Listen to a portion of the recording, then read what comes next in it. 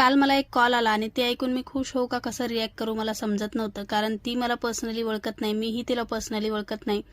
ती फक्त माझे व्हिडिओज वगैरे बघते आणि तेच बघून तिला असं वाटलं की हिच्याशी सगळं शेअर केलं पाहिजे म्हणून. कसं काय वाटलं मला आत्ताही समजत नाहीये. तर तिने मला सगळं सांगितलं आणि ती सांगताना ना तिच्या आवाजावरून मला इतकंच कळत होतं की तिला फक्त कोणीतरी शांतपणे ऐकून घेणारा हवा आहे म्हणून. कारण बऱ्याच वेळेस आपल्याला सोल्युशन नको असतं, कोणतरी आपलं शांतपणे ऐकून घेते ना इतकंच काफी असतं.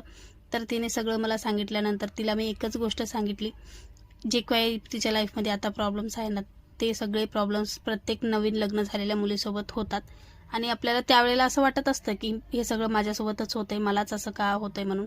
पण तसं काही नसतं, सगळ्यांनाच ते प्रॉब्लेम येत असतात.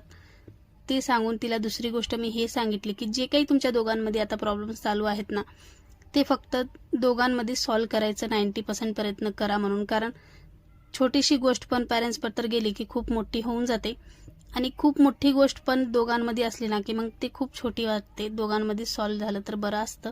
हे मी माझ्या लाईफमध्ये पण अप्लाय करते, त्यामुळे तिला पण सांगितलं.